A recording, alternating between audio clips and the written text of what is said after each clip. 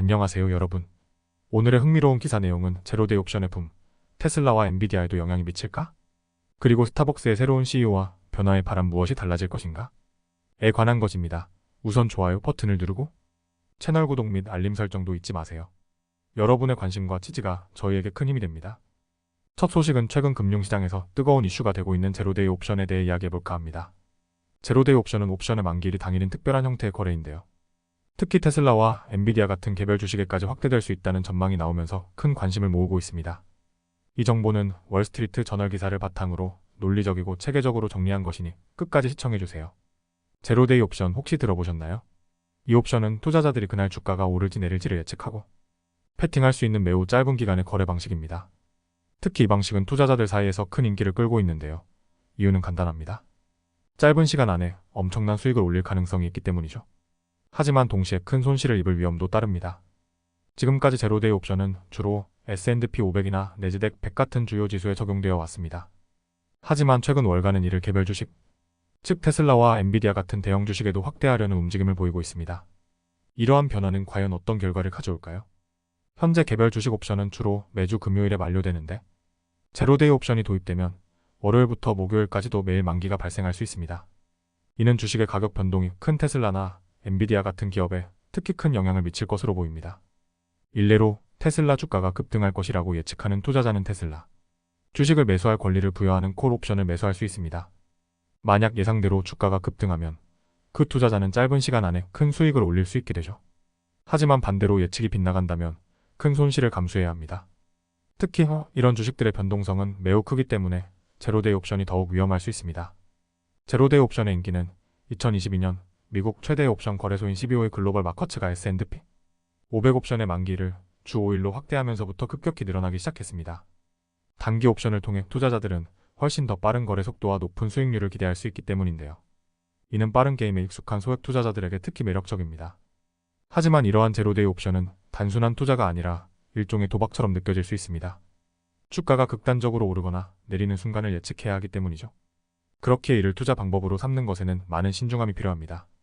현재 금융업계에서는 제로데이 옵션이 개별 주식에 도입되면 거래량이 폭발적으로 증가할 것이라고 기대하고 있습니다. 하지만 동시에 새로운 위험도 뒤따르게 됩니다.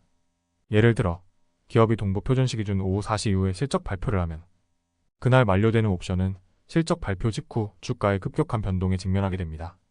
이러한 예측 불가능성은 많은 투자자들에게 큰 부담이 될 수 있죠. 실제로 엔비디아의 사례를 보면 2024년 8월 28일 실적 발표 직후 주가는 장외시장에서 급락했지만 다음날 아침 다시 반등했습니다. 만약 제로데이 옵션이 활성화된 상황이었다면 그 옵션을 보유한 투자자들은 큰 혼란에 빠졌을 것입니다. 월스트리트 전문가들은 제로데이 옵션이 개별 주식에 적용되는 것은 2025년 말이 될 것으로 예상하고 있습니다. 이 초기 도입 단계에서는 테슬라와 엔비디아처럼 변동성이 큰 주식을 중심으로 시범적으로 시행될 가능성이 큽니다. 이는 투자자들에게 더 많은 기회를 제공하지만 동시에 더 큰 위험을 동반하게 됩니다. 이러한 상황에서 중요한 점은 투자자들이 옵션 거래의 복잡성을 충분히 이해하고 신중하게 접근해야 한다는 것입니다. 제로데이 옵션은 엄청난 수익을 올릴 수 있는 기회를 제공하지만 그만큼 큰 손실도 감수해야 한다는 사실을 명심해야 합니다.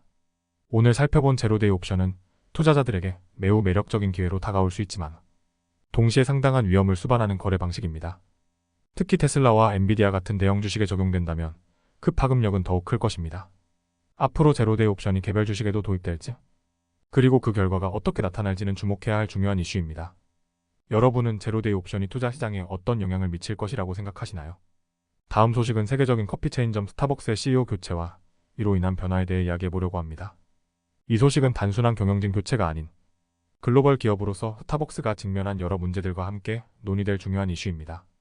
2024년 9월 9일 브라이언 니콜이 스타벅스의 새로운 최고 경영자로 취임했습니다. 그동안 그는 칩토틀 멕시칸 그릴의 CEO로서 위기를 성공적으로 극복한 경험이 있습니다. 스타벅스 이사회와 투자자들은 그의 합류를 열렬히 환영했는데요. 그 이유는 명확합니다. 그는 스타벅스가 직면한 현재의 난관을 해결하고 브랜드를 다시 한번 성장시키는데 필요한 리더십을 갖추고 있다고 판단했기 때문입니다. 그러나 회사 내부의 반응은 조금 달랐습니다. CEO의 교체가 잦아지면서 일부 직원들은 불안감을 느끼고 있습니다. 특히 브라이언 니콜은 지난 3년간 스타벅스에서 4번째로 교체된 CEO이기 때문에 이러한 변화에 피로감을 느끼는 직원들이 많다고 합니다.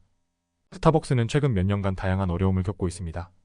매장마다 복잡한 음료 주문으로 인해 바리스타들이 피로감을 느끼고 고객들은 긴 대기 시간을 참아야만 했습니다. 게다가 가격 인상과 함께 직원 이직률이 높아지면서 방문객도 줄어드는 추세입니다. 이는 결국 회사의 수익성에도 부정적인 영향을 미쳤습니다. 주목할 만한 점은 지난 5년 동안 스타벅스의 주가는 약 5% 하락한 반면 S&P 500 지수는 82% 상승했다는 것입니다. 이는 스타벅스가 시장에서 얼마나 고전하고 있는지를 잘 보여줍니다. 최근 스타벅스는 매출 전망을 2차례나 하향 조정해야 했습니다. 내부적으로도 CEO 교체와 노조 결성 등의 문제로 갈등이 지속되고 있습니다. 브라이언 니콜은 이 복잡한 상황을 해결하기 위해 취임 첫 주부터 바쁜 일정을 소화하고 있습니다. 타운홀 미팅을 열어 본사 직원들과 바리스타들을 만나며 직접 소통에 나섰고 회사가 직면한 문제들을 평가하기 위한 일정을 잡고 있습니다. 니콜은 과거 칩토틀에서의 성공 경험을 살려 스타벅스의 카페 운영 문제를 개선하고 직원들과의 소통을 강화하는 데 중점을 둘 것으로 예상됩니다. 특히 니콜이 스타벅스의 시그니처 음료인 호박 스파이스 라떼 프로모션 현장을 직접 방문하고 바리스타들과 소통하는 모습을 보였다는 점에서 그는 직원들과의 진정성 있는 소통을 중요시하는 것으로 보입니다. 스타벅스가 직면한 과제는 단순하지 않습니다. 미국 내에서의 입지 감소와 중국에서의 치열한 경쟁이 주요 도전 과제입니다. 중국 시장에서 성공하지 못한다면 글로벌 기업으로서 스타벅스의 미래는 어둡다고 할 수 있습니다. 그럼에도 불구하고 브라이언 니콜의 리더십이 회사에 새로운 바람을 불어넣을 수 있을지에 대한 기대감은 높습니다. 그의 합류 이후 스타벅스의 주가는 약 18% 상승했으며 이는 투자자들이 그의 리더십에 대한 신뢰를 보여주는 증거라고 할 수 있습니다.